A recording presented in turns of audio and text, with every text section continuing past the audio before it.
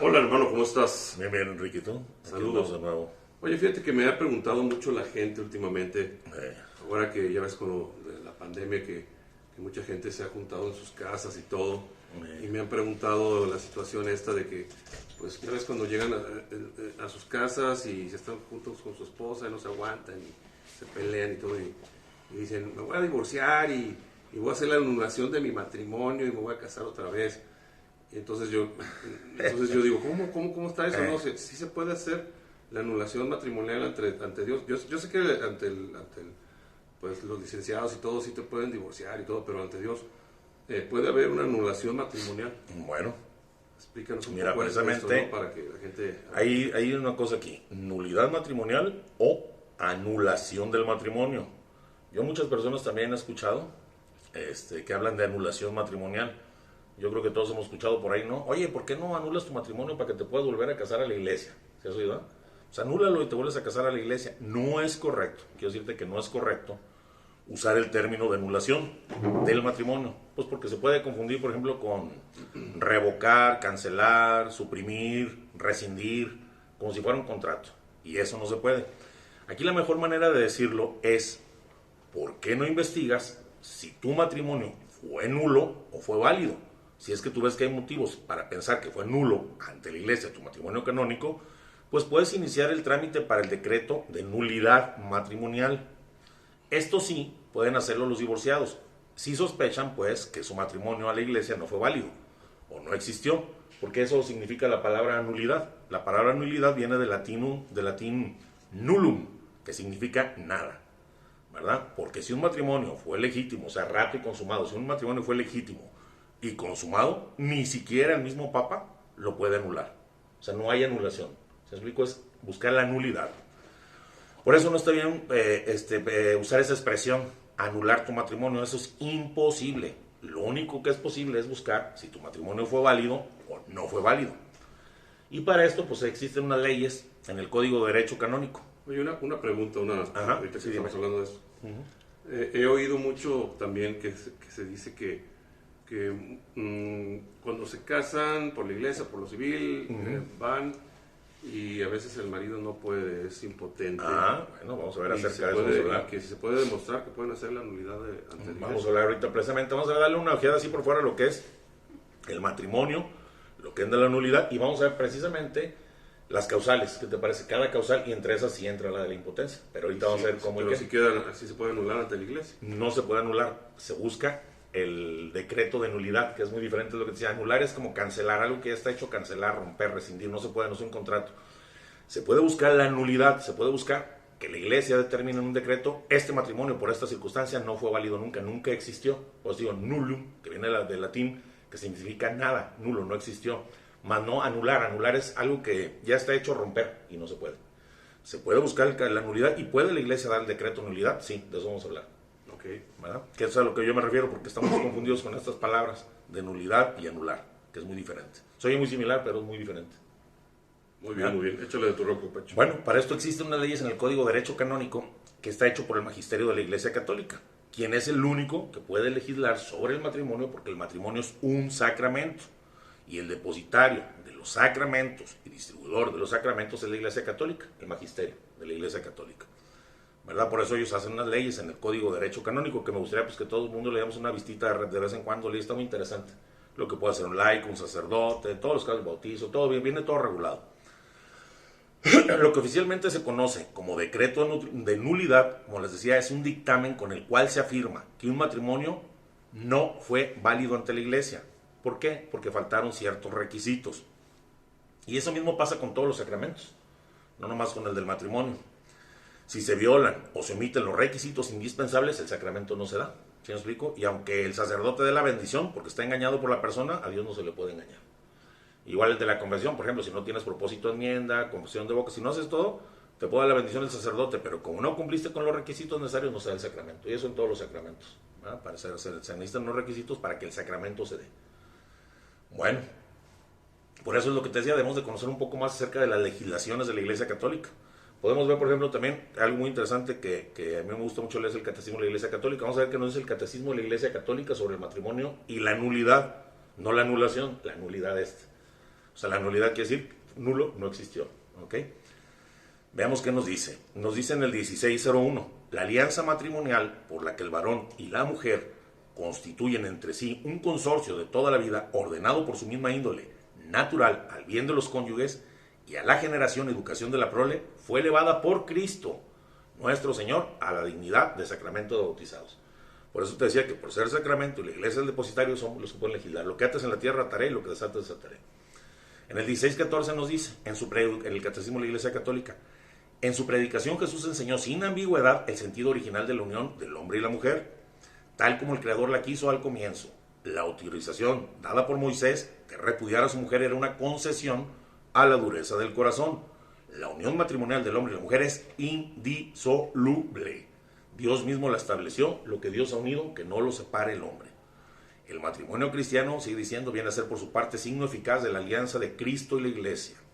En el 1625 nos dice, los protagonistas de la alianza matrimonial son un hombre y una mujer, que quede bien claro, un hombre y una mujer, bautizados, libres para contraer el matrimonio y que expresan libremente su consentimiento. Ser libre quiere decir no obrar por coacción, no estar impedido por una ley natural o una ley de la Iglesia.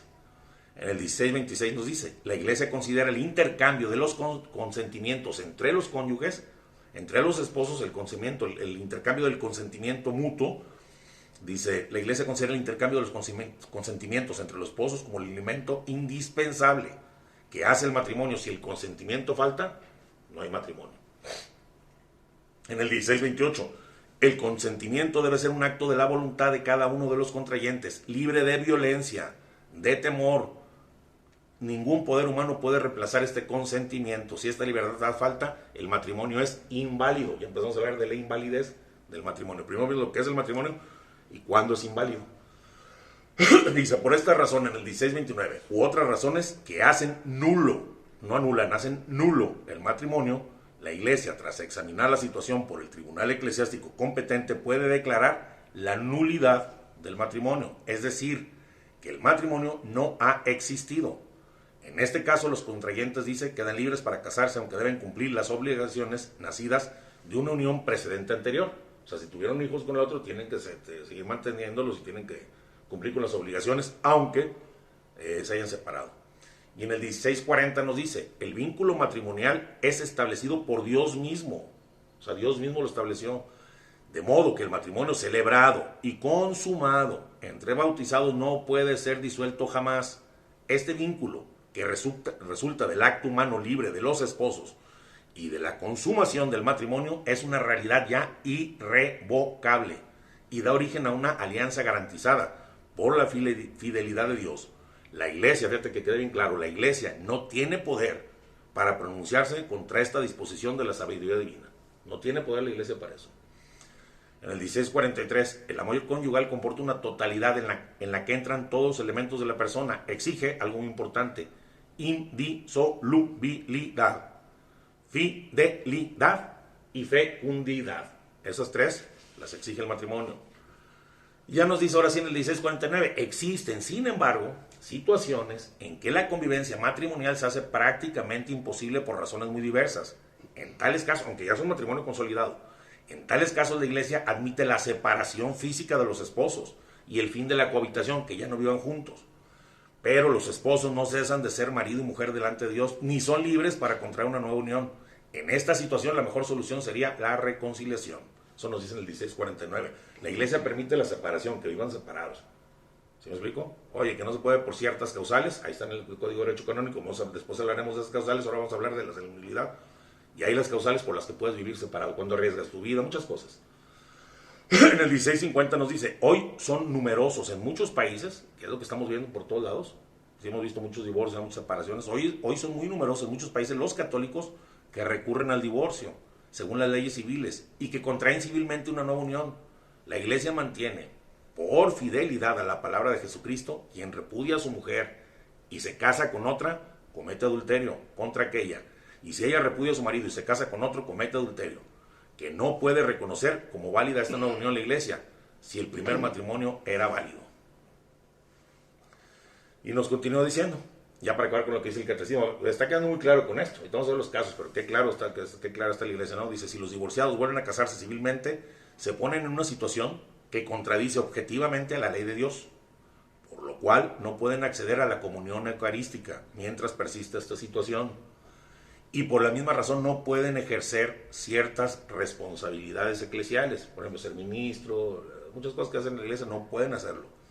La reconciliación, o sea, mediante el sacramento de la penitencia, o sea, la confesión, no puede ser concedida más que a aquellos que se arrepienten de haber violado el signo de la alianza y la fidelidad a Cristo y que se comprometan a vivir en total continencia, sin relaciones sexuales con nadie. ¿Verdad? Bueno. Ahora, vamos a ver algunas preguntas frecuentes que la gente hace sobre la nulidad matrimonial, ¿te parece? De las más frecuentes. ¿Verdad? Para que se quiten de sus dudas muchas cosas que... Bueno, dice una, es lo mismo un proceso de divorcio civil a un proceso de nulidad canónica. No. Un proceso de divorcio civil es totalmente diferente al de nulidad de matrimonio canónico, porque el divorcio civil se realiza ante los juzgados civiles y la nulidad del matrimonio canónico ante el juez eclesiástico. Y para solicitar el divorcio civil no hace falta ninguna causa, nada. Basta que los dos se pongan de acuerdo o que uno de ellos esté de acuerdo aunque el otro no, para buscar el divorcio. Nos ponemos de acuerdo y vamos y nos divorciamos, y si no, pues yo voy y busco el divorcio y me lo dan. Nada más se requiere eso. Mientras, para el decreto de nulidad del matrimonio se requieren causales. Y es que como decía, un matrimonio celebrado por la iglesia y consumado se presume siempre válido, ya es válido. O sea que los contrayentes quedaron verdaderamente casados y unidos de por vida con el vínculo matrimonial. Pero algunas veces sucede que el sacramento del matrimonio celebrado por la iglesia no se dio realmente, que es lo que estamos hablando, no se dio realmente, entonces es nulo, no existió. Y los contrayentes no han quedado casados de ninguna manera ni unidos por el vínculo matrimonial. Pero esto hay que demostrarlo, porque para la iglesia siempre todo matrimonio se presume válido mientras no se demuestre lo contrario. ¿Sí? Y por ejemplo, mucha gente, oye, están casados ante la iglesia, pero su matrimonio es nulo, entonces están viviendo en pecado porque están casados fuera del matrimonio. No, porque la iglesia considera un matrimonio, mientras no se analicen las causas, se llama matrimonio putativo, es como la adopción. Entonces tú no estás viviendo en pecado. ¿Se me explico? Si tú te casaste y ahorita te vas a enterar que tu matrimonio fue nulo, puedes volver a hacer tus votos matrimoniales en un templo y todo ya con la sabienda que lo que tienes. Mucha gente lo hace, los padres te dicen a veces, ¿quieren renovar sus promesas de matrimonio? Cuando cumples años de casado y las renuevas. Y ya con la conciencia de eso, pues estás casado legítimamente. Mientras tanto, pues estás viviendo un matrimonio putativo, pero la iglesia da lo que le falta a esa pareja. ¿Sí me explico? A ese consentimiento, de la que te ampara es tu madre la iglesia. ¿Verdad? Bueno, cuando la iglesia llega a declarar la nulidad de un matrimonio católico, afirma que la convivencia conyugal durante el matrimonio declarado nulo fue lícita. Mira, ¿por qué? Porque se llama matrimonio putativo. Se llama matrimonio putativo. Y también la iglesia te dice otra cosa, que los hijos, aunque tu matrimonio te das cuenta que fue nulo y te separas, la iglesia te dice que los hijos que tuviste dentro de ese matrimonio, aunque eran nulos, son legítimos. No son hijos ilegítimos, son hijos legítimos. ¿Sí me explico? Bien dados, bien hechos, porque tú contabas con ese sacramento, en un sacramento que la iglesia llama en ese matrimonio putativo. Entonces los hijos son legítimos, ¿verdad? Y los padres pues tienen la misma obligación igual de seguir alimentando y educando a sus hijos, aunque vean que se haya sido nulo su matrimonio, y tienen que tener todas las obligaciones derivadas del matrimonio. Otra pregunta, la más importante a la que vamos a llegar, que es esta: ¿Cuáles son las causas para declarar nulo un matrimonio? ¿Cuáles son las causas? Bueno, las causas están fijadas en el Código de Derecho Canónico. Para que el matrimonio sea válido, primero vamos a ver, para que sea válido, que se ocupa de tres cosas para que el matrimonio sea válido. ¿Sí? Una, que el consentimiento sea intercambiado entre personas que no estén inhabilitadas por impedimentos, que sean capaces de realizar un acto de voluntad, de entrega y de aceptación mutua, en alianza irrevocable, y que lo hagan por las solemnidades previstas por la iglesia. ¿Se me explico? Con un sacerdote, con un sacramento, todo esto. Bueno, o sea, que los motivos de nulidad, vamos a ver lo contrario, pueden ser por la presencia de impedimentos, que hay un impedimento no dispensable, porque ahorita vamos a entrar a los impedimentos después. Hay impedimentos que puede dispensar la iglesia y hay impedimentos que no puede. Hay impedimentos que puede el obispo, hay impedimentos que tiene que dispensar solamente el papa. Todo eso es muy importante. Entonces, necesitamos para que el matrimonio sea nulo, para entender que fue nulo, que no existió, tiene que haber impedimentos no dispensables. Tiene que haber defecto en el consentimiento. ¿Sí me explico? En el consentimiento cuando consienten. Y falta de celebración canónica, como te dice la iglesia. ¿Sí me explico? Con un sacerdote en la iglesia, de esta manera. Aunque hay modos, también podemos verlo después en otro tiempo, de otra manera, de otros modos que autoriza la iglesia a casarte. Pero esto por lo general es en la iglesia, dentro de la Santa Misa, con un sacerdote, habiendo hecho esto que mandas allá primero a la iglesia. ¿Cómo se llama, amor? ¿No te acuerdas? Que mandas para ver si que la gente dice, mira, fulano tal se va a casar con fulano, versión, hay una objeción. No me acuerdo el nombre. Bueno, todo eso. Entonces tiene que haber todas esas normas. Amonestaciones, sí, todo eso. La plática con el sacerdote para que investigue si algo está bien, si está mal, para no... ¿Sí me explico? Hay muchas cosas. Entonces todo lo que la iglesia quiere, que no haya defectos en el consentimiento. Esto es muy importante, en el consentimiento que no haya defectos. Ahorita vamos a ver los defectos cuáles son, ¿verdad? Porque esto haría que fueras incapaz para consentir el matrimonio. Y impedimentos que no sean dispensables. Tú te casas con un impedimento y no comentaste y sabías que era un impedimento, tu matrimonio es nulo. Bueno, ok. Vamos a verlos de uno por uno, ¿no? Más o menos, rápido. Sí. Incapacidad para consentir en el matrimonio. Ok. Estas las encontramos en el Canon 1905, en el Código de Derecho Canónico, que las considera como circunstancias que producen en el contrayente una incapacidad para otorgar su válido consentimiento. Está incapacitado para dar su válido consentimiento. Ahora, esta incapacidad, ¿por qué se puede dar? Esta incapacidad se puede dar por varios motivos. Por incapacidad psíquica, o sea, acá de la mente. Quienes carecen, por ejemplo, de suficiente uso de razón, ¿sí? Otros son por aquellos que carecen, dice el canon, aquellos que carecen de grave defecto de discreción de juicio acerca de los derechos y deberes esenciales que en el matrimonio se tienen que dar y recibir, ¿verdad? Veamos primero el insuficiente uso de razón, ¿está bien? Para contraer matrimonio, ¿qué es lo primero que se requiere? Bueno, pues desear lo que se quiere contraer, ¿no? Necesitas desear lo que se quiere contraer, ¿verdad? Y por eso dice la iglesia que son incapaces de contraer matrimonio los que carecen de suficiente uso de razón, porque se trata de una exigencia de la inteligencia que debe ser antes de la decisión de la voluntad. O sea, primero mi inteligencia tiene que conocer para poder desear y luego decidir. Entonces, si no tengo la suficiente inteligencia, no puedo conocer, no puedo desear y por lo tanto mi voluntad no puede decidir. Y si decido sin este suficiente uso de razón, pues esa voluntad no funciona, no está mal. Hay un impedimento ahí, ¿sí? Hay un insuficiente uso de razón. Ahora, no es necesario que la persona esté totalmente mal de la cabeza, si siendo privada del uso de la razón. Aquí lo importante, basta con que la persona tenga el uso de razón suficiente sobre el matrimonio y sepa las obligaciones y las consecuencias del matrimonio, ¿verdad? Hay insuficiente uso de razón, por ejemplo, que puede ser total, como la amnesia. O sea, que ya no piensas, no tienes razón, no tienes nada. O puede ser parcial, que es la demencia. ¿Sí? O sea, se te olvidó todo y no sabes nada, o la demencia. Ahora, puede ser esto insuficiente uso de razón. O sea, por ejemplo, en este momento no estoy loco ni estoy mal, pero de repente se me va la onda y no entiendo ni sé. Amnesia o demencia. Esto puede ser habitual. Por ejemplo, cuando vives con una enfermedad de mente. Es habitual. O sea, lo tienes en ti para siempre. O puede ser actual. Como cuando una persona, por ejemplo, normal, en el momento preciso del consentimiento en su matrimonio ante el sacerdote, en ese momento carece del suficiente uso de razón. En ese momento está privado del uso de razón, en el momento que está decidiendo. Por encontrarse, por ejemplo, bajo la influencia de las drogas, bajo la influencia del alcohol, anda hasta atrás, anda bien drogado y en ese momento carece del suficiente uso de razón, incluso hasta de hipnosis, que mucha gente no cree, está hipnotizado y no sabe, y ahí hay insuficiente uso de razón. Por eso lo que es importante es que la persona al momento de consentir tenga suficiente uso de razón. Ahora, mucha gente, y de aquí me voy a agarrar, porque mucha gente se quiere agarrar, pero por eso la iglesia pone los candados. Ya lo sé, para buscarme mi nulidad matrimonial. No. Si se requiere invocar esta causal para un juicio de nulidad, se debe de probar con pruebas que el contrayente al momento de contraer matrimonio carecía de lo suficiente uso de razón, ¿sí?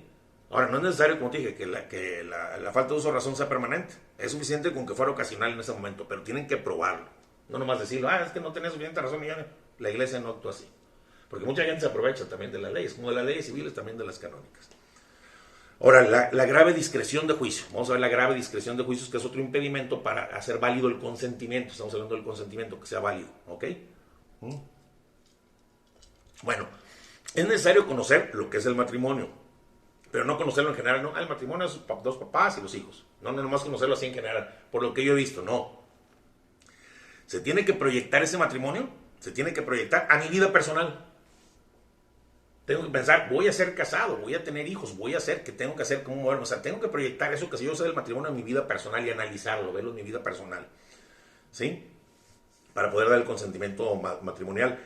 El futuro contrayente tiene que analizar los elementos positivos y los elementos menos positivos del matrimonio, porque positivos son muchos, pero también hay unos que para mucha gente son menos positivos, y proyectarlos en su propia vida personal, y ver si está dispuesto a vivir así, asumirlos, como las consecuencias que va a traer a su vida personal y casarse. Ya va a dejar de ser una persona soltera. Ya no va a ser, nunca va a estar solo. Va a ser una persona que va a tener que compartir su vida con su esposo, con sus hijos y con la familia del esposo y los hijos. ¿Sí me explico? Ya se le quitó esa soledad, ya no va a estar. Entonces tienes que pensarlo, proyectarlo a tu vida. Se trata de un juicio que tienes que hacer, que te conduzca a tomar una decisión. Para poder realizar este juicio, lógicamente tienes que tener la capacidad intelectiva suficiente, por lo que se requiere de dos elementos para la validez del consentimiento, que son, fíjate, para que sea válido y para este discernimiento son capacidad, lo que decíamos, de suficiente razón, y libertad. Tienes que tener capacidad y libertad. Quien consiente tiene la capacidad suficiente para hacer ese juicio, debe tener la libertad necesaria para tomar la decisión. Y la decisión también, otra cosa, se toma en dos planos. La decisión, por una parte, optas por el matrimonio. Quiero casarme. Y la segunda parte de la decisión, con fulano o con sultana, ¿me explico? Esa decisión forma dos partes también. Bueno, a esta capacidad de juicio práctico y la necesaria libertad interior para tomar la decisión, se le conoce canónicamente, como estamos viendo, discreción de juicio, desde lo que estamos hablando, ¿verdad? Y el canon nos dice, el defecto, para eso le estoy explicando qué es discreción de juicio, pero ¿y eso qué es? El defecto grave de discreción de juicio origina entonces la incapacidad de consentir válidamente el matrimonio, como lo dice el Código de Derecho Canónico. La falta de discreción de juicio puede ser por deficiencias de las facultades intelectivas, afectivas o de la voluntad, volutivas. Volutiva viene del término volo, que significa quiero, de la voluntad.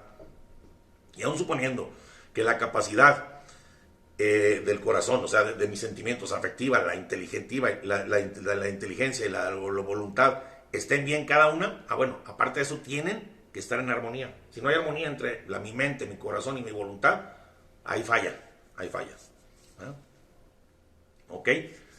Bueno, la deficiencia de la facultad intelectiva, rápidamente, es la debilidad mental que lleva a la falta de discreción de juicio. No pienso bien, no razono bien, como te dije, por varias características: amnesia, demencia, drogas, alcohol, hipnosis, X.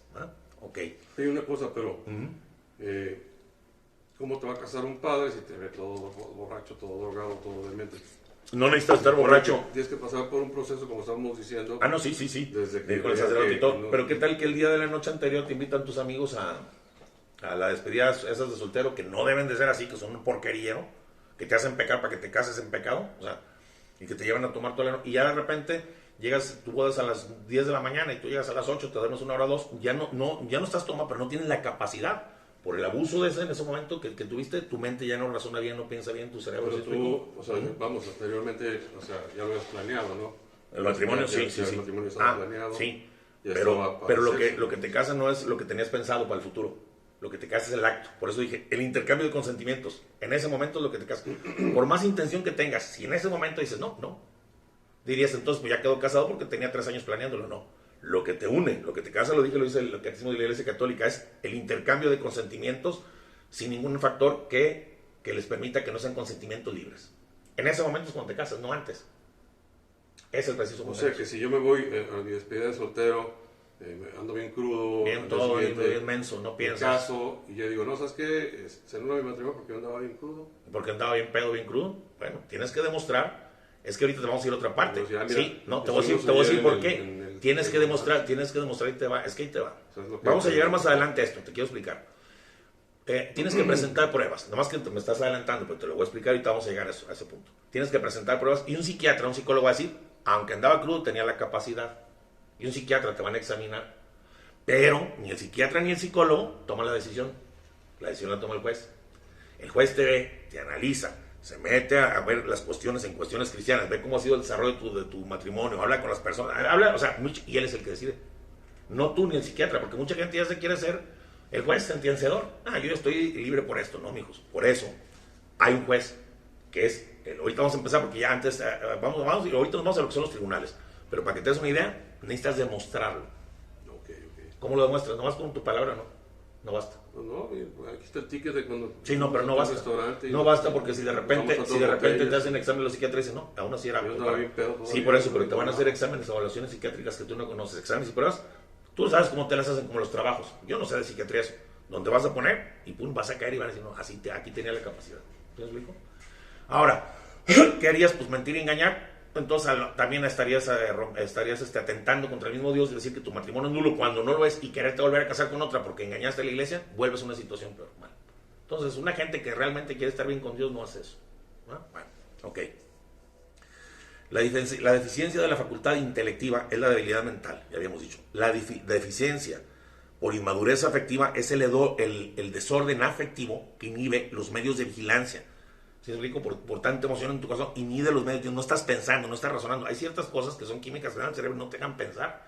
Por eso piden que en el noviazgo, antes de uniones, que lo que te tenga unido a la mujer sea el acto sexual, tengan unidos el conocimiento y el proyecto del futuro de vida que van a tener juntos. Porque puedes caer, por eso hay mucha gente que puede estar en matrimonios putativos, miles. Y hay gente que puede estar ya divorciada. Este video, quiero que quede muy claro, no se está haciendo para que la gente diga, ¿por qué causa me separo? No.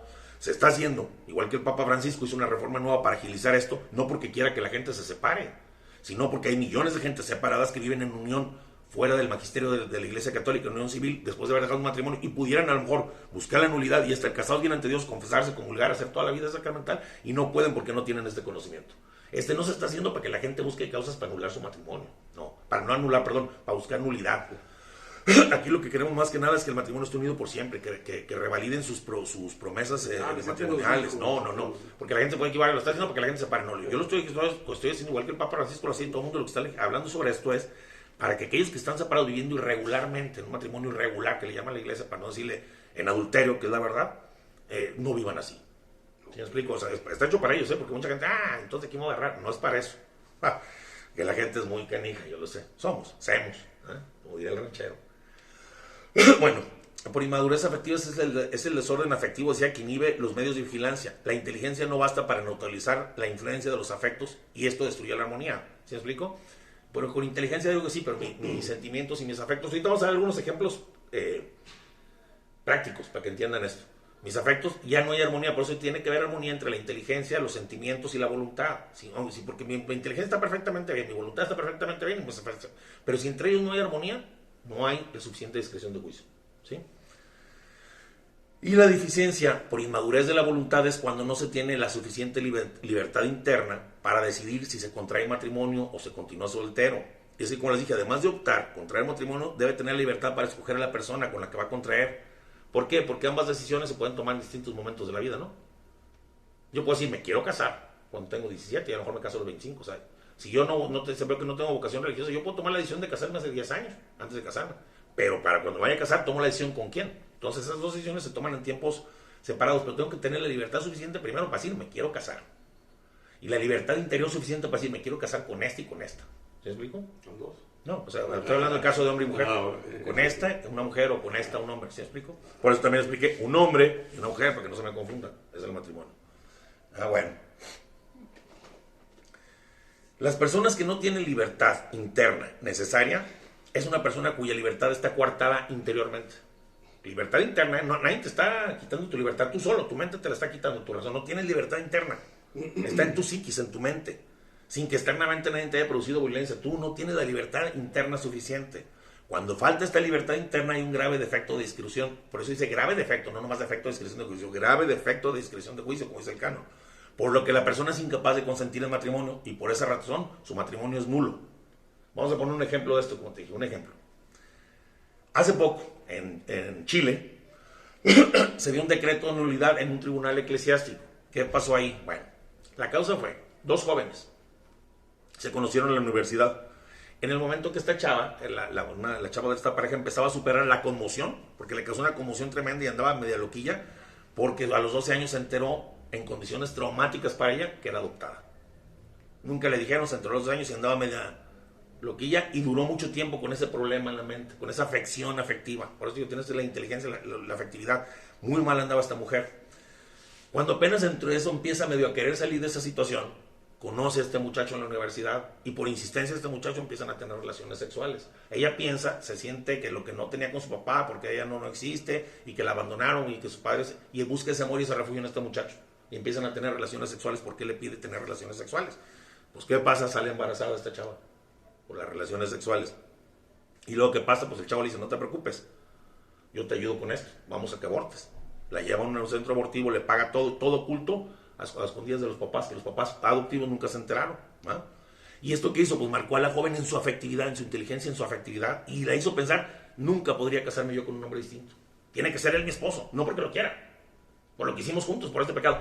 Dañó su libertad interna de esta muchacha. El problema fue que cuando decidieron casarse, ella se dio cuenta en ese momento que ya no lo amaba. Ella dijo, no lo amo, yo no lo amo, no me puedo casar con él. Pero pensaba interiormente que no podía hacer otra cosa que casarse con él. No me puedo casar con otro porque fue el que me ayudó así, fue el con el que aborté y cometimos terrorismo juntos. Yo no puedo casar más con él. Fue una cuestión psíquica y afectiva. Bueno, el peritaje de los psiquiatras, psicólogos, mostró en ella una gran falla de madurez de su voluntad. O sea, defecto grave de discreción de juicio.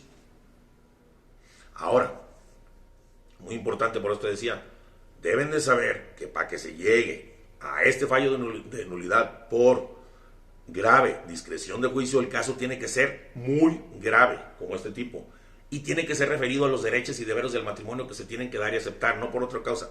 Que vaya a atacar directamente al matrimonio que sea muy grave. ¿Sí me explico?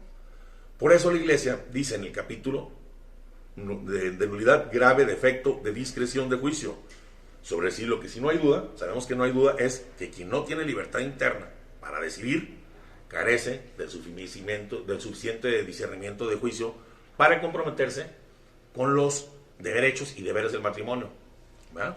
Bueno, y mucha gente dice, bueno, este tema puede ser menor, no, este tema no es menor, porque esta causal es la que conduce, y ha conducido también, por ejemplo, a las situaciones de embarazo, de adolescentes que se han planteado por primera vez la posibilidad de casarse, el matrimonio, y lo han contraído solamente por estar embarazados.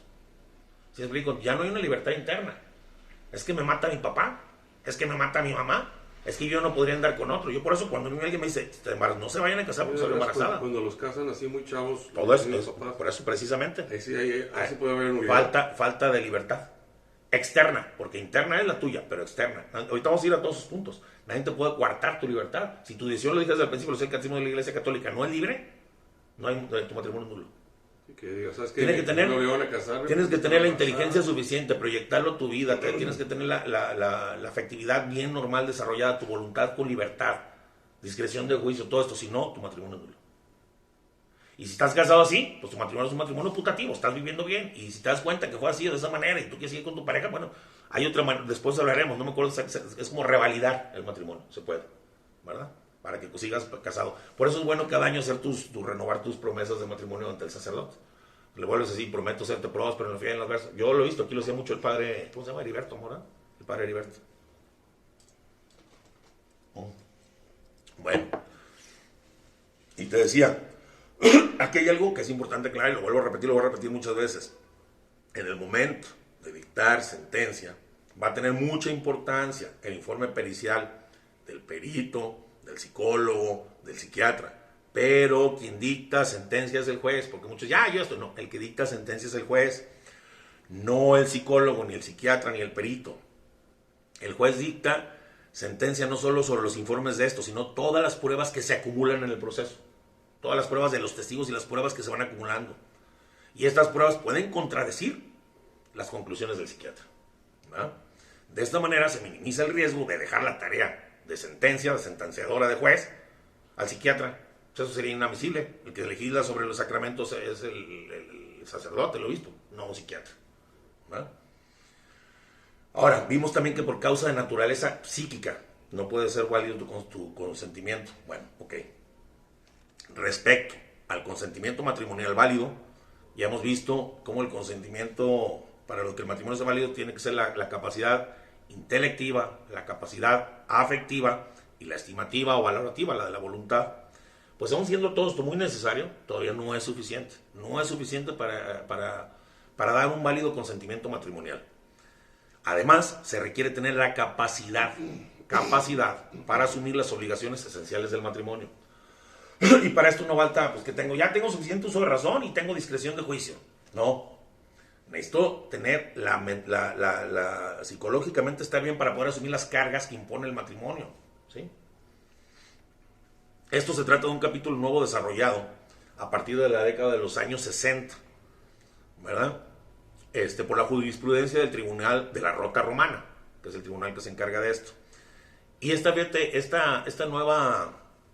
nuevo capítulo tuvo una sanción legislativa en el Código de Derecho Canónico en 1983. ¿Por qué lo sancionaron? Porque este nuevo capítulo, en los orígenes de este capítulo de nulidad, se relacionaba solamente con ciertas desviaciones de tipo psicosexual. O sea, el que está mal es el que tiene problemas psicológicos sexuales, psicosexual, nada más, como la homosexualidad, el lesbianismo, la ninfomanía, la satiriasis, que es al revés en el hombre, lo que es la ninfomanía en la mujer, que hacían incapaz a quien las padecían de asumir las obligaciones esenciales del matrimonio, porque acuérdense cuáles son las obligaciones esenciales: indisoluble, fidelidad, uno solo con una sola fidelidad, indisoluble y para procrear. ¿Sí explico? Entonces aquí, pues el homosexual, la lesbiana, la ninfómana o el que tiene satiriasis, no pueden cumplir esto. Entonces no pueden, aunque se proyecten, no van a poder cumplir estos deberes del matrimonio. ¿Sí me explico? Bueno. Y eso decían al principio, pero entonces tuvo una sanción porque dijeron, no, espérate. Ahí en los proyectos se mencionaba solo el origen de esta incapacidad, debía estar en causas psicosexuales. Pero dijeron, no, espérate, porque hay causas, le dijeron, hay otras causas, hay otros defectos de origen psíquico que incapacitan a quienes los padecen de asumir las obligaciones esenciales del matrimonio. ¿Cuáles son? Por ejemplo, la inmadurez afectiva, que bien, pues acabamos de hablar de ella y puede dar origen al capítulo de nulidad. Por falta de discreción de juicio, también produciría una incapacidad de las que vamos a hablar ahorita, de la incapacidad para el matrimonio. El matrimonio exige una capacidad de entrega y obligaciones, que por lo general también le falta a las personas inmaduras, no nomás a los homosexuales, a los inmaduros, ¿verdad? Por eso en el capítulo nuevo, cuando se aceptó este capítulo de los ¿cómo se llama? Psiquis, que andan mal de la psiquis, lo ampliaron más por otras causas psíquicas. Estas causas pueden ser, además de las anomalías o desviaciones sexuales o psicosexuales, pueden ser la inmadurez psicológica en general y la afectiva en particular. Por ejemplo, están los psicópatas. ¿Has oído hablar de los psicópatas? Ok, esto es una alteración del carácter o de la conducta social. No comporta ninguna, o sea, no tiene que estar mal de la... No es que le falte inteligencia. El psicópata no le falta inteligencia. Los enfermos de psicopatía pueden cometer actos delictivos muy graves, muy graves, sin mostrar ningún tipo de sentimiento ni culpa. Eso es un psicópata. Suelen llevar una vida aparentemente normal. Los ves y parecen normales, inteligentes, normales, aunque en ocasiones se salen de esa normalidad para protagonizar actos delictivos que pueden llegar a niveles de agresiones o asesinar. Ese es un psicópata. Entonces esta también entra en las causales. Las sociopatías es una afección mental donde la persona presenta un patrón de conducta, siendo en este caso el desprecio, violación y explotación de los derechos de los otros, de los demás. Ese es un sociópata. O sea, se aprovecha de todos los demás. Se vale de la mentira y la manipulación y pertenece al grupo de los trastornos de la personalidad. También tienden a culpar a otros por su comportamiento y son incapaces de llevar una relación sin engaños. Mentira y tras engaño, y abusan de los demás, violan todos los derechos de todos los demás. Ese es un sociópata. También entra en la sociopatía. La personalidad compulsiva obsesiva, que se caracteriza por una preocupación generalizada por el orden. Se ha visto gente que tiene que estar todo perfecto y no, están como locos. El perfeccionismo y el control no dan espacio, no hay flexibilidad en ellos para nada. Y acaban un matrimonio, no pueden convivir con una pareja por eso. Si su pareja no es perfecto, excelente como ellos, y no pone el cepillo de dientes así, lo limpia, no pueden convivir con él. Entonces están incapacitados también.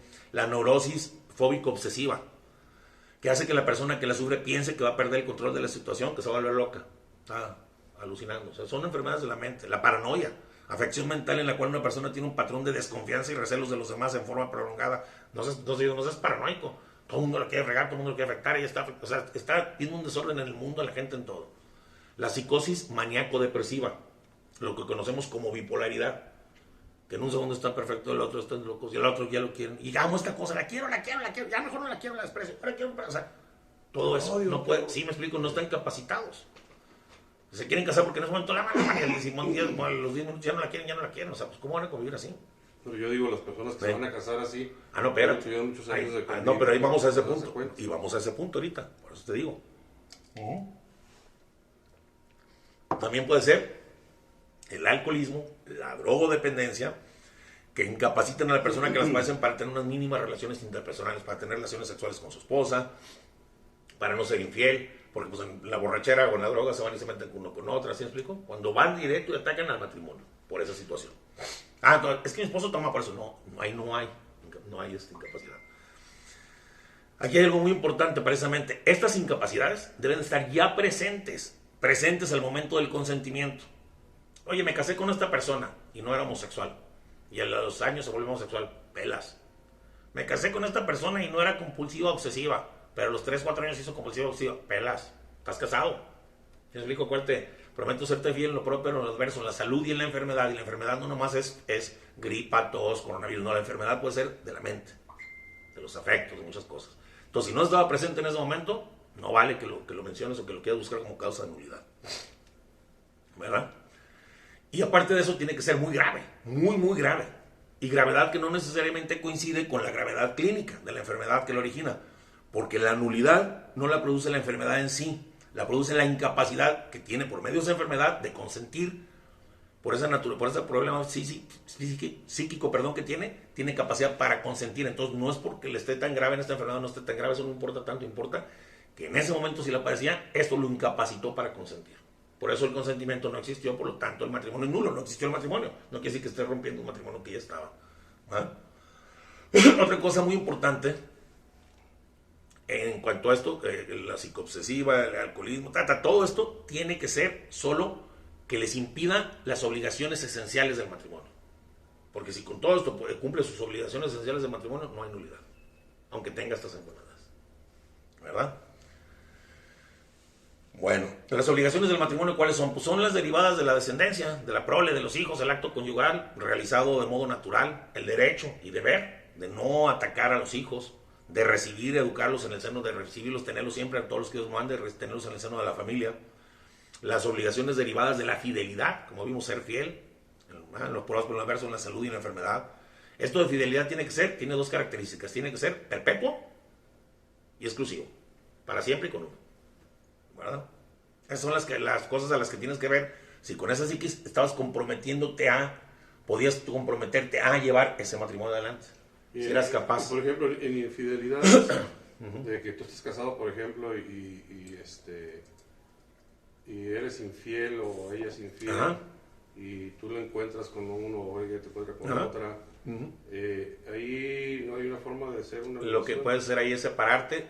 Mira, la iglesia siempre que pasa este tipo de situaciones lo que busca es el perdón, la reconciliación, el perdón, y lo va a buscar siempre. Pero si ya ven que es imposible por la dureza del corazón, como dijo nuestro Señor, por la dureza del corazón, como Cristo lo dice, por eso les permitió el divorcio, la iglesia permite la separación, sobre todo si hay riesgo de contraer enfermedades que haya tenido otra persona o si la esposa no quiere relaciones, una separación, pero no es causal de divorcio, a menos, lo vamos a ver más adelante, a menos de que sea en el día de la boda, un día antes de la boda, o al día siguiente, si me explico, en ese lapso que tú ya estabas pensando. Pero si tú fuiste fiel, te casaste, fue consumado, o sea, tu matrimonio fue rato y ya fue consumado, y ya estuviste tiempo con la persona y de repente ya no le gustó el viejo, le salió por la secretaria, ya no es causa de nulidad. O sea, el matrimonio es válido. Hay un infiel ahí, ¿no? Aunque tú puedas comprobarlo. Aunque puedas comprobar lo que quieras. Ya no. Si fue antes del matrimonio y no lo sabías, sí. Y si fue en el día del matrimonio, también. Y si al día siguiente lo inmediatamente puede ser. Pero ya para adelante ya no. Porque tu matrimonio ya fue consumado. O sea, es que acuérdate, lo que Dios unido ya no separa el hombre. Si fue unido realmente, ahorita vamos a ver gente que engañaba con eso. O sea, vamos a ver todo eso. Si ya ibas con esa idea, bueno, ahí sí. ¿Sí me explico? Pero si una persona se cuenta, yo tengo 15 años de casado y engaño a mi mujer o ella a mí, ya no es causa de nulidad. En cual uso te vuelves homosexual, ya no es causa de nulidad. O lesbiana, ya no es causa de nulidad. Bueno, pues estamos hablando de incapacidades para asumir las obligaciones del matrimonio, ¿verdad? Bueno, como te decía, la fidelidad, todo esto. Porque mucha gente, es que él no tuvo capacidad para asumir las obligaciones del matrimonio porque no me da dinero. No, eso no entra. No. No quedan incluidas en esta incapacidad las incapacidades referidas a obligaciones, como económicas o de buena administración. ¿Se me explicó? Oye, ella que juró que iba a administrar bien los bienes de la casa y todo se lo gasta, todo lo tira. Y él quedó que me iba a dar dinero y no me lo está dando. ¿Se me explicó? Esas son obligaciones por fuera de la persona, no por dentro de la persona. ¿Se me explicó? Por fuera. Y no, porque mucha gente por eso, es que no me mantiene como yo pensé. No. Eso no es causa. Incluso en aquellos, ahorita vamos a ver uno de doloso, de engaño, que mucha gente piensa que porque tiene eso se casó y como no tenía se lo puede incapacitar, se lo puede dar a la unidad. No, eso no funciona. Te voy a decir por qué no funciona. Porque para que el consentimiento sea válido, se supone que se tiene que tener para que el consentimiento sea válido, se trataría que sea inválido, perdón, se trataría de una incapacidad. Pero se trataría de una incapacidad de asumir, no para cumplir. ¿Sí me explico? No, asumir y cumplir son más o menos igual, ¿no? Tienes que si está incapacitado para asumir, dice el canon. No, si está incapacitado para cumplir. Parecen iguales, pero no lo son. Porque si una incapacidad de asumir te lleva a la incapacidad de cumplir, no sucede lo mismo cuando lo pones al revés. Teniendo la capacidad de asumir, tú tienes tu capacidad intelectiva y en tu pensamiento, te has proyectado de asumir las cosas, la tienes en el momento del matrimonio. Pero después se pudo haber producido la incapacidad de cumplir después. Tienes la capacidad, por ejemplo, yo lo voy a mantener, voy a tener esto y tengo un buen trabajo y después de repente me enfermo y ya me quedo sin chamba y no puedo trabajar. Entonces, una cosa es la capacidad para asumir. Asumo lo que voy a hacer en mi vida, pero no dice la capacidad de cumplir las obligaciones. La capacidad de asumirlas no es lo mismo. Asumo y en ese momento estoy preparado, dispuesto y puedo hacerlo. Y a lo mejor mañana pasado ya no puedo cumplirlo. Por una situación de mente, de corazón, de alma, de trabajo, de lo que sea. ¿Ya me explico? Porque no es lo mismo. Porque no si no se cumple con esas obligaciones económicas que se juraron, entonces el matrimonio es nulo. No, porque él tenía la capacidad de asumir eso. Él sabía lo que iba a hacer. Y ella sabía que iba a cuidar el dinero de los dos. Pero después esa capacidad se quitó con el tiempo, por alguna situación. Entonces ya ahí está incapacitada para cumplir, pero no para asumir. Por eso hay que ver lo que dice el canon. Dice, incapacidad para asumir las obligaciones del matrimonio. ¿Ok? Bueno. Eso lo dijo el legislador canónico, por eso destacó la necesidad de dicha capacidad existiera ya el momento del consentimiento. Si el momento del consentimiento tiene esa capacidad, el matrimonio es válido. No por esto, de esta manera no puede alegarse el incumplimiento posterior de dichas obligaciones como causa de nulidad si la incapacidad se produjo después. No sirve para eso. Bueno, otra cosa muy importante, no hay impedimento legal para que una persona, tú lo sabes y lo acabamos de decir hace rato, se case y anule su matrimonio civil varias veces, por la misma causa, ¿no? Me caso con una muchacha y por infidelidad me divorcio, y luego me caso con otra y me divorcio. Eso puede ser en el civil 1000 veces. Y no te dice nada de las leyes, ¿eh? Nada, no te lo prohíben. Pero en el matrimonio canónico existe la posibilidad de que el ordinario del hogar, el obispo, te impida a la persona que padece este problema que contraiga un nuevo matrimonio, uno de los dos que se separó. Una pregunta. ¿Estas leyes, quién las crearon? ¿Los humanos? ¿O fueron dichas por los apóstoles o Dios? Ok. ¿O quiénes las crearon? Ahí te va. ¿Por qué están? Los apóstoles siguen existiendo hasta la fecha. Y son todos los obispos. Es el colegio episcopal. Incluso el obispo de Roma, aunque sea el papa, que es el obispo mayor, no es un gran, o sea, sino él es el papa, pero es un obispo, es un apóstol. Y en la iglesia católica tenemos lo que se llama tradición, magisterio y escritura. Ellos son el magisterio de la iglesia, a quienes Dios les dijo, lo que ustedes aten en la tierra, lo ato en el cielo. Y lo que desaten en la tierra, lo desato en el cielo. Con ese poder, y los hizo depositarios de los sacramentos, ellos legislan sobre los sacramentos. Dios les dio a ellos sí, la potestad. Habló con ellos. Con los apóstoles, con ellos. Okay. O cuando él estuvo con los apóstoles les dijo. Es que estos son los mismos apóstoles. Ahí te va. Les dijo en su momento a los apóstoles. Sí, así les dijo en su cara, así le dijo. Lo que tú le dijo a Pedro, en este momento te entrego la llave del reino de los cielos, lo que ates en la tierra quedará todo en el cielo, lo que desates quedará desatado. Bueno, ese poder que le dio a Pedro, por sucesión apostólica, se va imponiendo las manos de uno a otro. Y no ha dejado, no hay un espacio que se haya quedado vacío, sin que haya estado los apóstoles siempre presentes. Que uno de estos apóstoles es el Papa, el obispo mayor, el obispo de Roma. Pero es la misma. Son los apóstoles, sus inicios. Esos son los inicios. Okay. Y ellos pueden legislar sobre todo lo que se refiere a la Santa Iglesia Católica, no yendo en contra de la palabra de Dios. Por eso es imposible para ellos anular. No confirmar que hubo una nulidad, sino anular algo que ya está hecho. No pueden. Lo dicen, ni siquiera la propia Iglesia puede ir en contra de la palabra de Dios. Bueno, ok. Te decía que en las leyes civiles te puedes casar y divorciar 1000 veces por la misma manera, pero en la iglesia no. Puede ser que un obispo te diga temporalmente no te me vas a casar hasta que no corrijas este problema que tienes. y te impiden. A la iglesia no. Oiga, pero ya mi matrimonio fue nulo y mi esposo y yo nos separamos y ya veo que era nulo. No le hace, pero tú estás mal psicológicamente y lo hacen precisamente para que no vaya a otro matrimonio nulo y otro matrimonio nulo. Entonces el obispo puede prohibirle temporalmente o el tiempo que él determine que no se pueda casar a la iglesia hasta que no arregle ese problema, esa situación. Eso sí pasa, ¿verdad?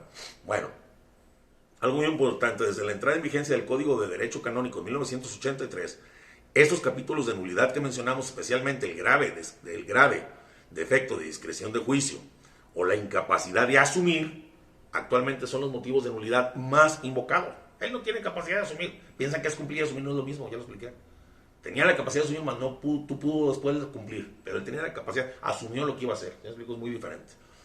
Entonces, como esto ha sido más del 80% de los casos que hay en los tribunales eclesiásticos, es lo que más, en los procesos que están en tramitación por esto, se ha visto tan fuerte, esto prendió una alarma en la iglesia. Todo el mundo quería, falta de discreción de juicio, no pudo asumir. Falta de discreción de juicio y todos son así. Entonces, dijo, no, aquí hay algo raro, dijo la iglesia, prendió una alarma. Pues la ligereza en el tratamiento de estos capítulos puede abrir las puertas a un divorcio encubierto, como tú dices. Tú dices que no puede asumir, yo digo que esto y vamos a encubrir las cosas, y ya estamos separados entre ellos, podemos volver a casarnos. Un mutuo acuerdo, ¿no? Que sí. un show. Por eso tiene que haber psiquiatras y hay mucha gente que intervienen. Por eso San Juan Pablo II, en el tiempo hoy San Juan Pablo II que vivía, en un encuentro anual con el Tribunal de la Rota Romana, les dijo que en estos capítulos se tiene que tratar de verdadera incapacidad, no de dificultad. Es que tiene dificultad para asumir, es que tiene dificultad de dirección de juicio, no, grave discreción de juicio y grave incapacidad de asumir. Por eso les dijo el Papa, no nomás así. No tiene que ser una simple dificultad, tiene que ser una verdadera incapacidad, y aparte de eso tiene que atacar sustancialmente la capacidad de entender y de querer. Sustancialmente, o sea, desde abajo, desde el fondo, que el cuate no supo entender y no supo lo que quería, pero realmente. Porque pues la gente de aquí se agarraba. Y al año siguiente el propio Papa San Juan Pablo II le recordó, él le dijo, la dificultad que en el campo de las ciencias psicológica y psiquiátrica había, porque los mismos expertos, psicólogos y psiquiatras, encontraban problemas para definir de modo satisfactorio, que se pudieran de acuerdo, cuál es la normalidad. Es que no es normal, o sí es normal. Y los psiquiatras decían, no, pues sí, el psicólogo no, y es que por esto no, esto. O sea, ni ellos mismos se ponen de acuerdo qué es la normalidad. ¿Tú has oído esa palabra de que músicos, poetas y locos todos tenemos un poco? Por eso, San Juan Pablo II les decía, cualquiera que sea la definición dada por la psicología y la psiquiatría, esta debe ser verificada a la luz de los conceptos de la antropología cristiana. Pues el concepto, decía Juan Pablo II, de la normal condición humana en este mundo comprende también una moderada forma de dificultad psicológica. O sea, ¿quién es el normal? Estamos basados más o menos en lo que vemos, pero sí, como que traemos un poquito de locos todos, ¿sabes? Entonces, los niños se pueden poner cuantos no van a tomar lo que diga el psiquiatra o el psicólogo para una sentencia. Entonces tiene que ser muy grave, tiene que ser ir contra las causas del matrimonio y tiene que ser muy notable. Que el psicólogo o el psiquiatra reconozcan así, un perito, un experto, esto sí está totalmente mal. ¿Sí me explico? Y aparte verlo a la luz de la antropología cristiana, y verlo de los testigos, y ver las pruebas. O sea, no está tan fácil. Para que la gente mire, lo va a hacer de volada.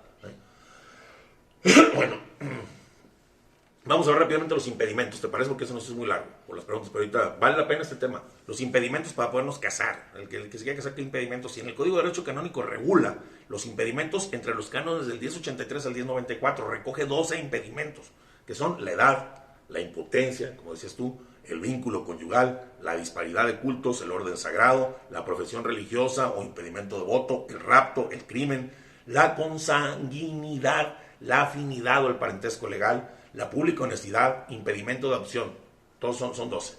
Vamos a ver rápidamente uno, cada uno pero rápido, para que veamos cuáles son los impedimentos. La edad, los 16 años tratándose de los hombres, y las mujeres pueden contraer matrimonio cuando han cumplido 14 años.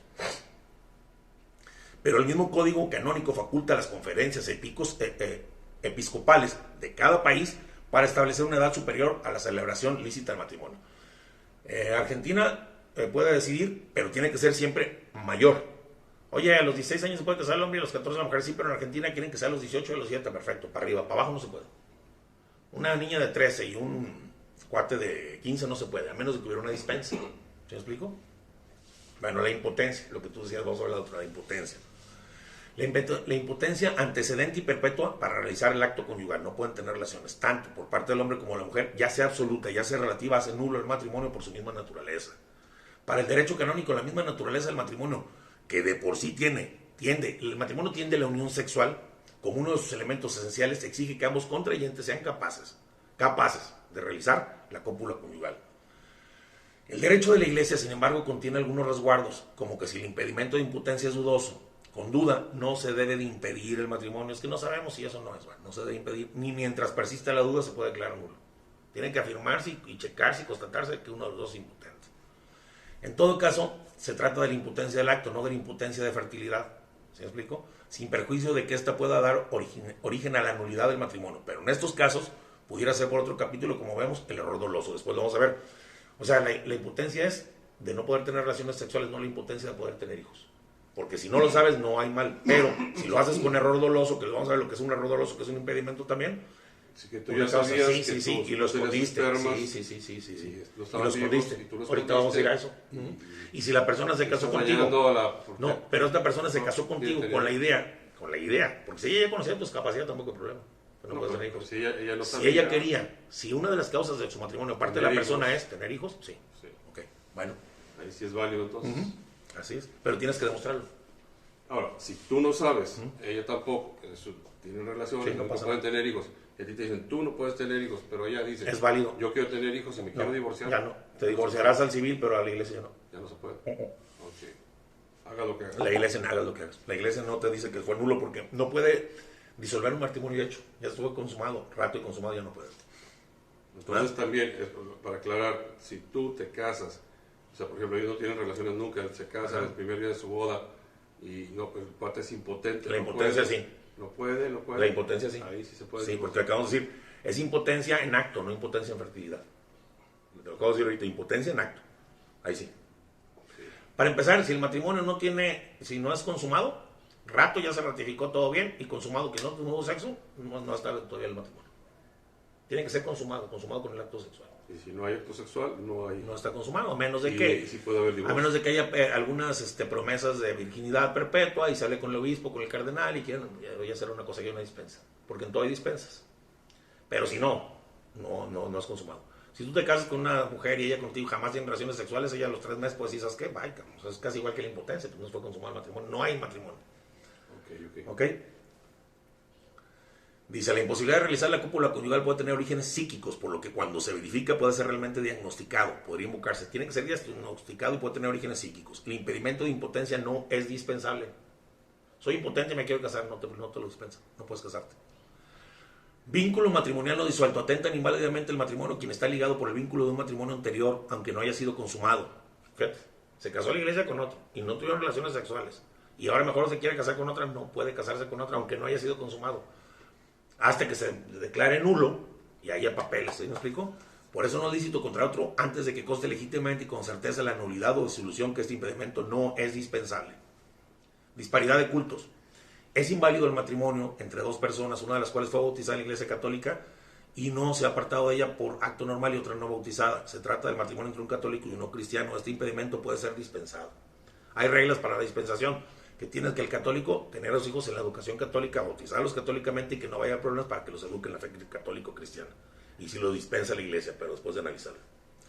Impedimento de orden sagrado, pues lógicamente. Cualquiera que haya sido clérigo, sacerdote, diácono, obispo, no puede casarse. Puede ser dispensado solamente por la Santa Sede, por el Papa.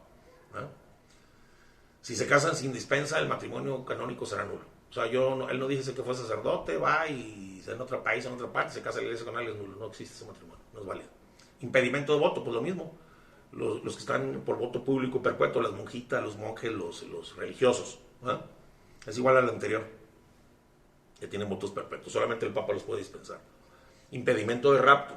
No puede haber matrimonio entre un hombre y una mujer raptada, al menos retenida con miras a contraer matrimonio con ella, a no ser que después del que la mujer separada del raptor, o sea, ya se le quitan el raptor, y hallándose en un lugar seguro diga, ¿sabes qué? Me quiero casar con el que me raptó. Pues bueno, ahí sí. Oye, se usaba mucho eso, ¿no? Pues sí. Se raptaban a los mujeres. No, pero contra su voluntad. No sé, le hacían como que se la raptaban. Eran malos los matrimonios entonces. No, lógicamente eran inválidos. Porque antes sí se la raptaban. Inválido. Y se casaba con ellas. No, pero no creo, a menos de que el sacerdote estuviera de acuerdo. No. El sacerdote los casaba. No, bueno, entonces el sacerdote estaba mal. Entonces ahí no papá. Por eso. No. Mi mamá y mi papá se pelaron, se escondieron y se fueron y se casaron aparte. Eso es diferente, pero ellos estaban de 20 y tantos años. Después ya no ocupaban el consentimiento de sus padres. Pero es muy diferente a que agarres una chava, le pongas un espadapo, le pongas una esclava, la llevas a una casa, a un cuarto, la tengas arrestada y dices, si no, y no te voy a soltar hasta el día que te cases conmigo y traes un sacerdote que los case, eso no. Bueno, yo nunca he sabido qué es, pero bueno. Otro impedimento es el crimen. Quien con el fin de contraer matrimonio con una determinada persona causa la muerte de su esposo. Entonces, cuando yo mato a mi esposa porque me quiero casar con otras. Si no, puede pasar, o la esposa mata a la esposa, ya ha pasado. Con el fin de contraer matrimonio con una determinada persona causa la muerte del cónyuge o esta de su propio cónyuge, hace invalidante ese matrimonio. Y también quienes con una cooperación mutua física o moral causaron la muerte del cónyuge. Y esto nada más puede dispensar el Papa. Yo le ayudé a mi amigo para que matara a su esposa para que él se casara con otro, también me hace que yo no pueda casar. Ni él se puede casar con otro. Y esto el único que puede dispensarlo no es un obispo ni la confesión. El Papa nada más directamente. Si el Papa lo dispensa, pues él es Pedro y él sabrá, ¿no? Otro impedimento de la ley del matrimonio es el parentesco por consanguinidad en línea recta. Es nulo el matrimonio entre todos los ascendientes y descendientes, tanto legítimos como naturales, en línea colateral hasta el cuarto grado. Esto quiere decir entre tíos y sobrinos y primos hermanos. En estos últimos casos de sobrinos y primos hermanos, el impedimento es dispensable por el obispo. Ándale. Primos hermanos, hasta cuarto grado. Ya primos segundos ya no entran. Hasta primos hermanos, tíos, hermanos. Hermanos, tíos, primos, no. Hermanos, tíos, primos. Ya primos en segundo grado ya no. Pues hasta el cuarto, en línea colateral hasta el cuarto grado. Solamente nunca debe permitirse el matrimonio cuando subsiste alguna duda sobre las partes son consanguíneos en línea recta. O sea, pues pudo haber sido mi papá, mi hijo, su hermano, ¿sí me explico? Ahí sí no. Ok, este es el primer impedimento de parentesco. Afecta a toda la línea recta, padres, hijos, abuelos. O sea, el abuelito, papá de línea recta, nadie así no, tampoco. Donde no es dispensable, y hasta los primos hermanos en línea colateral. Los primos hermanos es lo último, donde sí puede ser dispensable, pero hasta ahí. Ya de ahí en adelante se pueden casar. La dispensa del cual puede conceder el ordinario lugar. Impedimento de afinidad. La afinidad en línea recta dirime el matrimonio en cualquier grado. Se llama afinidad el parentesco que nace entre una persona y los consanguíneos de su cónyuge. O sea, Gaby se muere, yo me quiero casar con su hermana, con su tía, con su prima, con un pariente de ella, de mi esposa, o la esposa con el esposo no se puede, es afinidad que se dan las personas al contraer matrimonio. Porque nos volvemos una sola carne y yo me vuelvo una sola carne con su familia entonces y no puedo contraer ese matrimonio. Aunque ella ya no esté. Sí se dispensa aunque ella no esté, pero yo no puedo casar con su hermana, con su prima. Si hay una dispensa, el obispo sí, si no, no. ¿Ok? Impedimento de pública honestidad. El impedimento de pública honestidad surge del matrimonio inválido, después de instaurada la vida en común o del concubinato notorio público, y dirime el matrimonio en el primer grado de línea recta entre el varón y la consanguinidad del mujer y viceversa. Es como lo anterior, pero surge de la pareja del hecho del matrimonio declarado nulo. ¿Se explico? Surge del matrimonio después de instaurada la vida en común, el concubinato notorio o público. Yo no puedo, si estuve de concubino también con una muchacha, casarme con su hermana. O con su prima, aunque no haya habido matrimonio. Porque se da la misma afinidad, nomás eso es en el concubinato, el otro es en el matrimonio. ¿Sí? Se llama de pública honestidad. Impedimentos de adopción. No pueden contraer válidamente matrimonio entre sí quienes están unidos por parentesco legal, proveniente de la adopción en línea recta o segundo grado, en línea colateral. Afecta hasta los hermanos adoptivos y se dispensa si hay causa justa. Si mi papá adoptó a una hermana mía, yo no me puedo casar con ella. Si una tía adoptó a una prima mía, no me puedo casar con ella sin dispensa. O sea, aunque sea por adopción. Si hay dispensa. Si hay una dispensa, si el obispo quien te la quiere dar. Ok. Expediente promotor tiene como objetivo. Bueno, dice aquí, hay que advertir que no es frecuente la presencia de impedimentos, pues la preceptiva elaboración del expediente prematrimonial tiene como objetivo precisamente el estar haciendo, cuando están haciendo los padres el expediente matrimonial, cuando ponen las amonestaciones con todo esto, ¿cuál es el objetivo? Detectar si hay algún impedimento. Por eso se entrevista a los novios, se traen testigos, todo, o sea, todo se tiene que hacer así, ¿no? Ahora los vicios del consentimiento. Vicios del consentimiento. Ya puedo consentir, pero hay vicios. Vamos a verlo rápidamente. Supuestamente la capacidad natural de la persona para contraer matrimonio y supuesta la ausencia de algún impedimento, todavía su consentimiento puede estar obstaculizado para originar un válido consentimiento. Si incide en ella alguno de los vicios del consentimiento que el de derecho canónico dice que son el error y la violencia. Aquí vamos con el error y la violencia.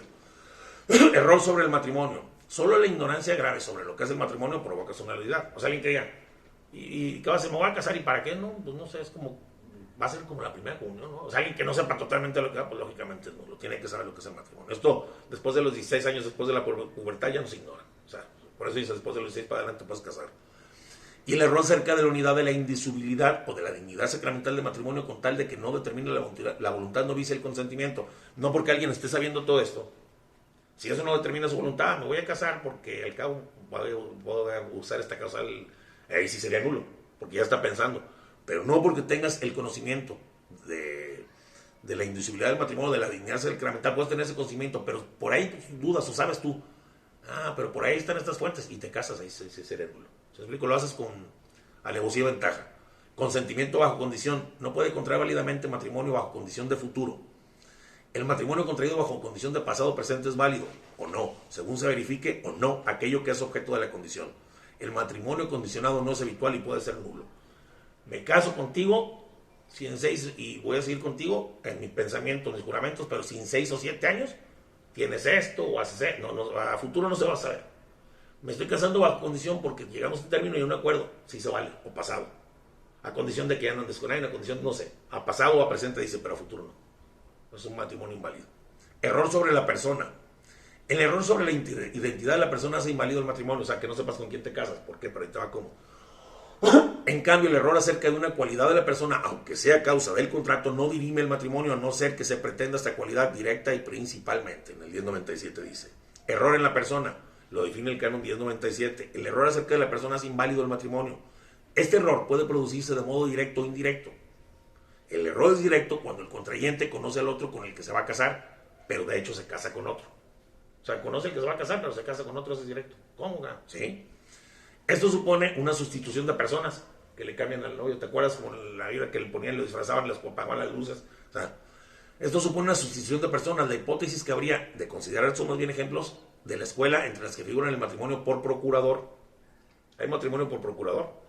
Si tú vives en Inglaterra y otro en España y tú pones, y ahí viene en el canon 1104 pueden buscar cómo poderte casar por procurador. Tú le das la autoridad, la potestad a alguien para que vaya y en presencia del sacerdote y todo se case por ti, tú en otro país, en otro estado. Y ahí de repente pues te lo pueden cambiar y quedaría inválido. Hay 10 o 12 pasos para que el matrimonio por procurador sea legible, sea persona, sea ¿cómo se llama? Válido. Que tiene que ser que el cuate no se haya muerto, que la demanda, que tiene que ser la misma persona a la que se lo dio, que tiene que haber sido verificado por testigos y por obispos, hay muchas cosas, pero bueno, no nos vamos a meter en eso. Pero el matrimonio por procurador, ahí te la pueden cambiar a la persona. Si quieren checar el Código de Derecho Canónico en el 1104, ahí viene cómo te puedes casar por procurador. Bueno, en el 1105 nos dice los requisitos. Pero también puede ser un matrimonio entre personas ciegas. ¿Sí me explico? Se conocen, se aman y se van a casar y de repente se la cambian, pues está ciega y ya nomás habla más o menos igual, no es válido el matrimonio, ¿verdad? O que lo hagan a oscuras, todo apagado. Es que es más bonito siendo padre, resulta que se casó con otro, no es válido el matrimonio. Bajo la vigencia del Código de Derecho Canónico de 1917, el error en la persona era el único error causante de nulidad del matrimonio. El error en la cualidad de la persona antes no lo anulaba, antes no. En el Código de 1983 conserva la figura del error en la persona y ha incorporado por primera vez en el derecho canónico matrimonial el error en la cualidad de la persona como efecto invalidante del matrimonio. La primera afirmación, la antigua de este canon, es que el error acerca de una cualidad del otro contrayente no anulaba el matrimonio, aunque esa cualidad haya sido causa del contrato, nos casamos por esa cualidad.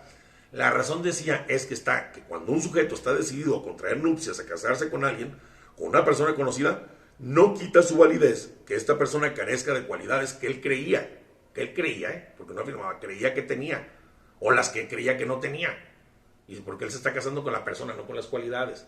Por eso anteriormente no era el error en la cualidad, era nada más el error en la persona lo que invalidaba el matrimonio. Ok. Así pues, el error sobre la cualidad no identificantes que no sabías, no anulaba el matrimonio. Por lo que si la persona con la que celebra las nupcias no es honrada, si no es honesta, no es rica, si no es pobre, no está sana, si no es enfermo, no es... Yo pensaba que podía tener hijos, él ya también pensaba, no invalida. Pero estamos hablando de cualidades no identificantes, que no es lo que a mí me hace amar a esta persona, ¿me explico? Ok, porque ahorita vamos a ver otras. El matrimonio no podrá declararse nulo por error en tales cualidades u otras semejantes, pues estima que el error es accidental. Hay ocasiones, sin embargo, que el error sobre una cualidad del otro puede acarrear la nulidad del matrimonio. Esto sucede cuando la cualidad se pretende directa o principalmente. Se trata de una figura nueva en el Código de Derecho Canónico que se basa en una doctrina de San Alfonso María de Ligorio, que decía San Alfonso María de Ligorio, fíjate que le decía, si el consentimiento se dirige y principalmente a la cualidad y menos principalmente a la persona, El error de la cualidad va en perjuicio de la sustancia y en consecuencia anula el matrimonio. En cambio, si el consentimiento se dirige principalmente a la persona y secundariamente a la cualidad que tiene la persona, como en el caso del error simple, el error no perjudica la sustancia y el matrimonio es válido. Ok, un ejemplo. Juan quiere casarse con Teresa porque está enamorado de ella. Y entre las cualidades que él cree, que la adornan, entre las que él cree, está su nobleza. Pero se casa y resulta que Teresa no es noble. En este caso el error no perjudica la situación porque Juan quería casarse con Teresa, que además era noble. ¿Me explico? Pero si Juan quiere casarse con una persona que sea noble y elige a Teresa porque es noble, y de haber sabido que no era noble, no la habría elegido, sino que había buscado otra, porque no está buscando, él está buscando un matrimonio, no, pero con una persona noble, y no lo era, el error en este caso afecta a la sustancia del matrimonio y sería inválido. ¿Se explico? Esta persona, yo me quiero casar con hija de príncipes, con un noble, y yo ya estoy buscando, y me dicen que sí, y resulta que no, y a mí lo que me importaba no era la persona. Y todo eso se tiene que demostrar aparte, ¿se explico? Si no, la cualidad.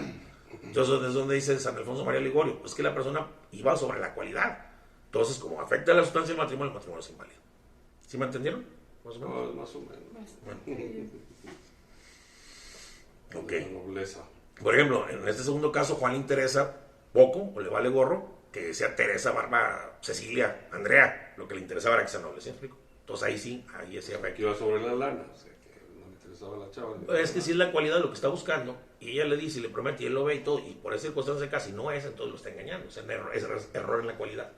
Cualidades detectadas, pero cualidades que no, como lo dije hace rato, todas las que no están detectadas pues son medios accidentes. Yo entiendo que Juan era el interesado, que interesaba la feria y pues sí, no le interesaba la chava. Pues es un caso que ni existe, pues, pero es más o menos para que te hagas una idea.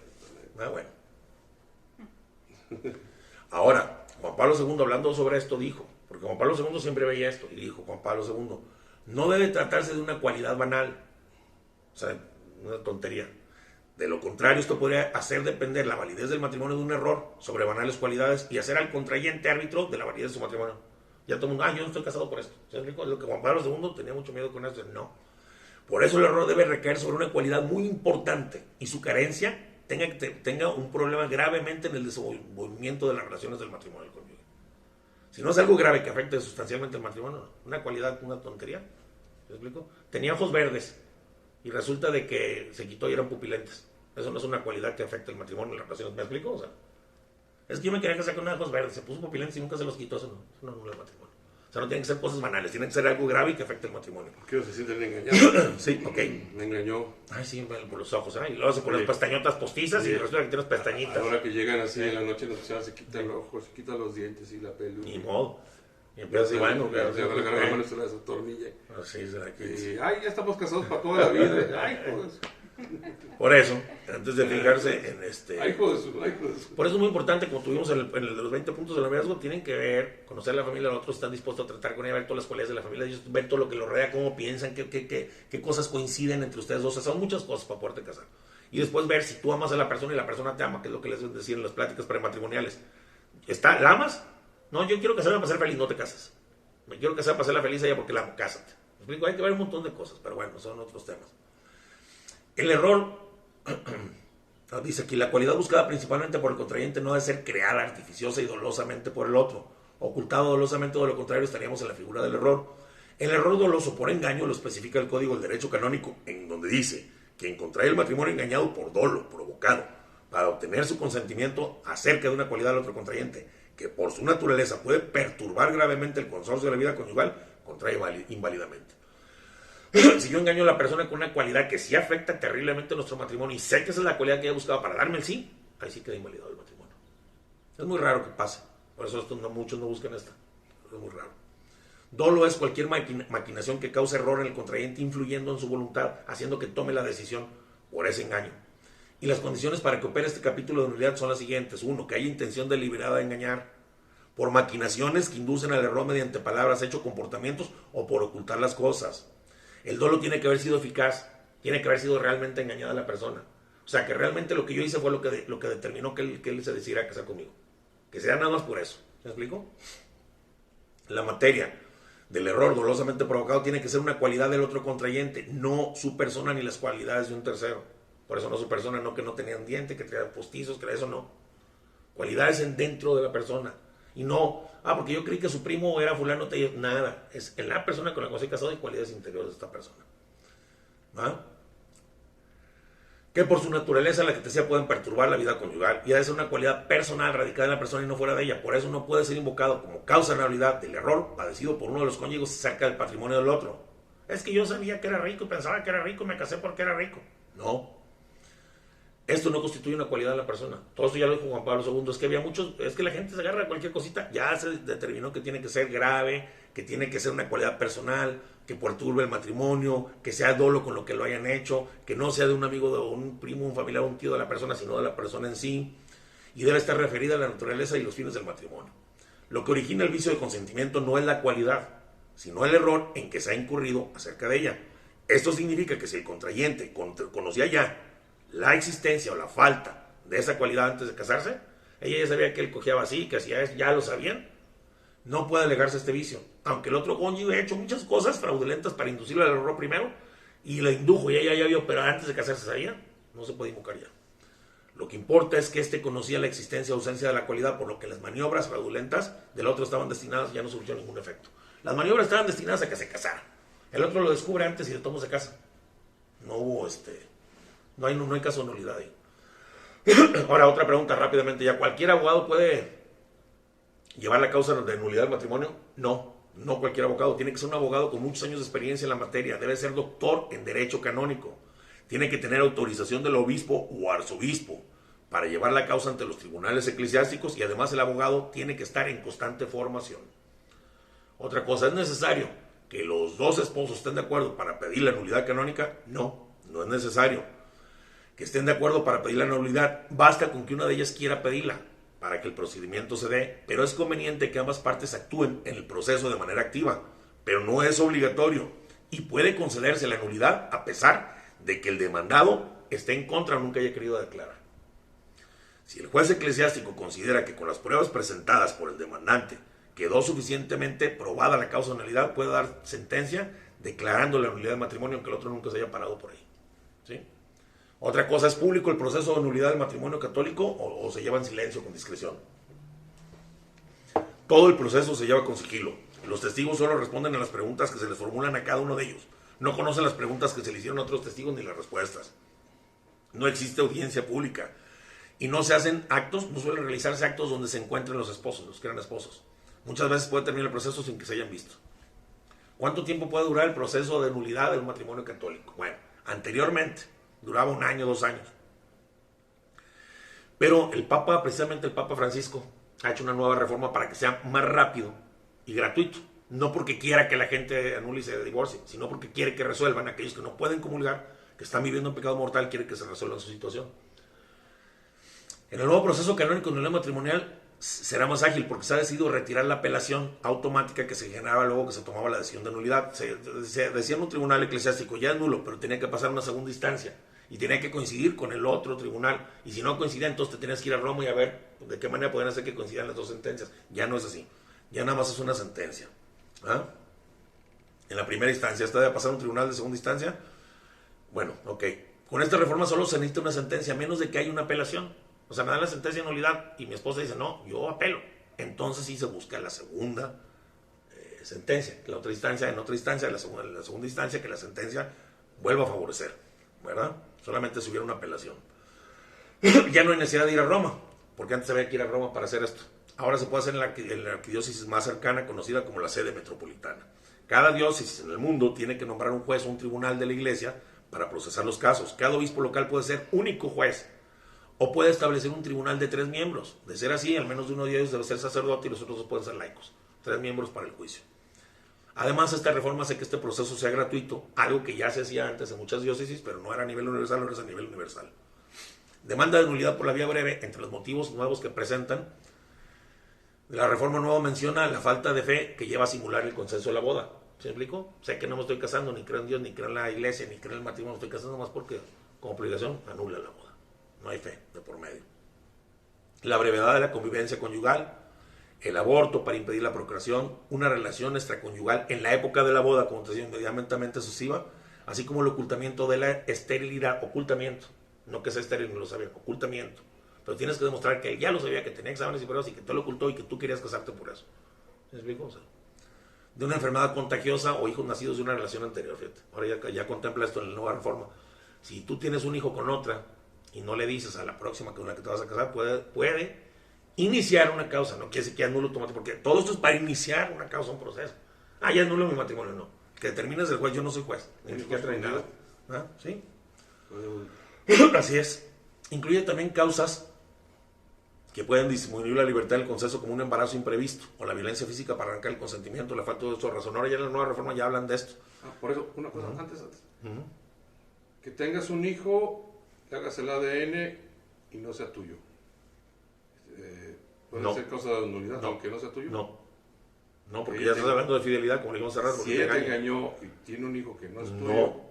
Si están casados, ahí te lo voy a repetir. Si el matrimonio es rato, tú eres escúchame, y tienes hijo. Si el matrimonio es rato y consumado, ni el Papa lo puede quitar, disolver, anular, no se puede. Por eso busca la nulidad.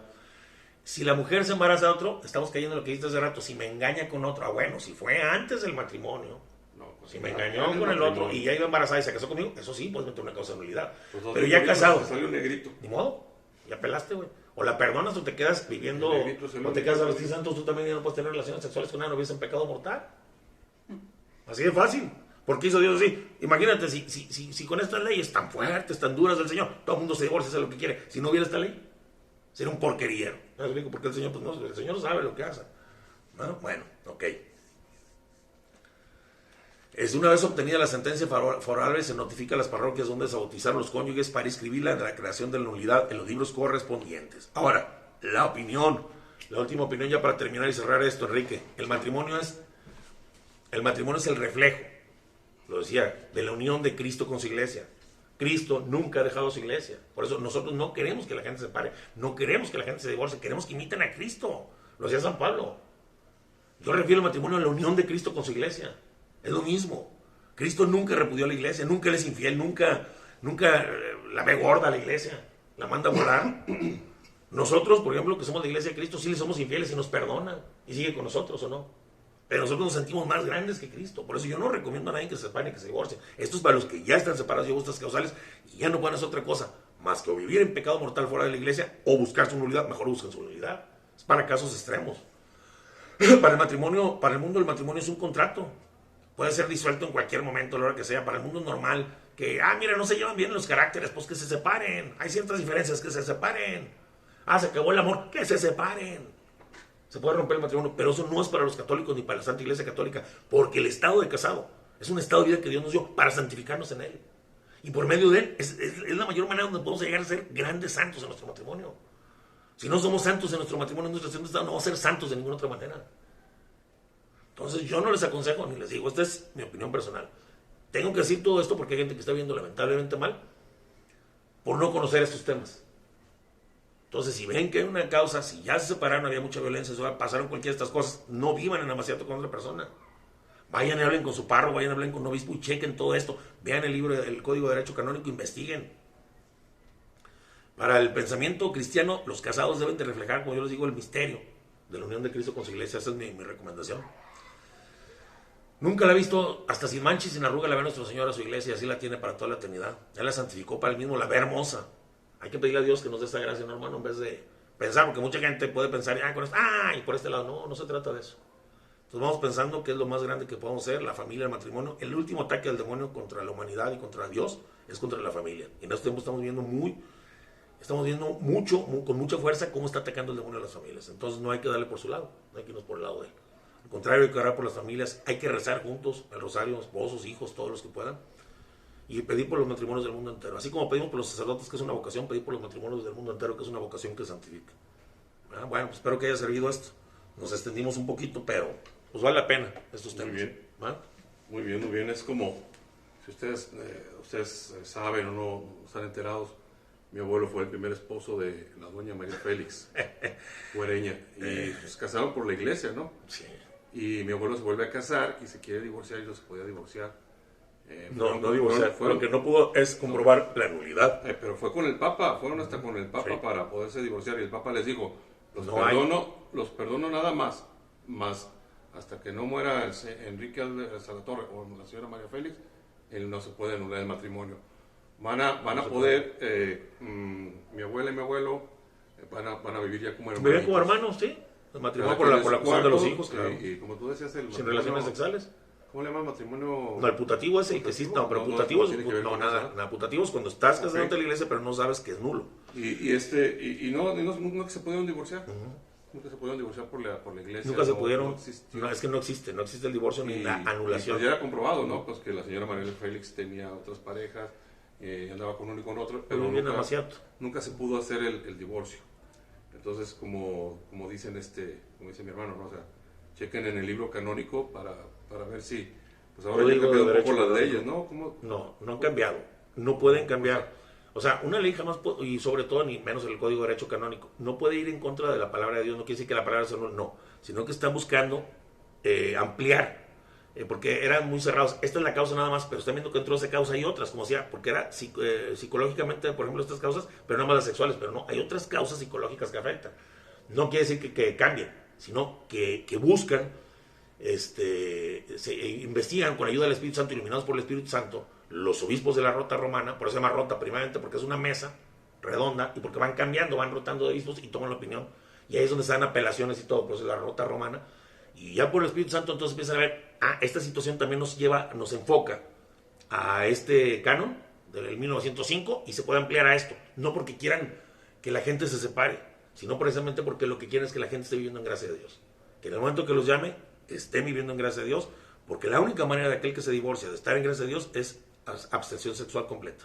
Y si se volvió a casar con otra, vivir como hermanos, como sea hermano, no tener relaciones sexuales, confesarse, vivir una vida como hermanos, o sea, apoyándose como esposos, pero como hermanos, sin tocarse, sin nada, sin ninguna cuestión sexual, educando a los hijos, es la única manera. De ahí en adelante no hay. Mucha gente es que esto es muy duro, bueno, por eso fíjense con quién se casan. Para eso es el noviazgo. Tengan noviazgo de 3, 4 años. No se la pasen haciendo cosas malas o raras, y el noviazgo no es para tener sexo ni para conocerse así. El noviazgo es para conocer a la persona, lo que hay en su interior, para que no sucedan estas cosas. Precisamente la sexualidad en el noviazgo cierra la capacidad intelectiva, por eso es efectivo, cierra la capacidad intelectiva para decidir y estar viendo, y la vigilancia. Y ya cuando se casan, híjole, pues fui engañado. No fuiste engañado, te engañaste por ti mismo. Porque por estar metido en el sexo, no estuviste pensando en las cosas realmente importantes de tu vida y lo que iba a ser tu futuro. Entonces, un matrimonio, que se la piense muy bien el que se va a casar. No se case nomás por casarse, no se case nomás porque salió embarazada o porque salió embarazado. No, eso no debe de ser así. Deben de pensar que se van a casar con esta persona porque la quieren amar y ser feliz hasta que la muerte los separe. Tienen que tener eso siempre en mente.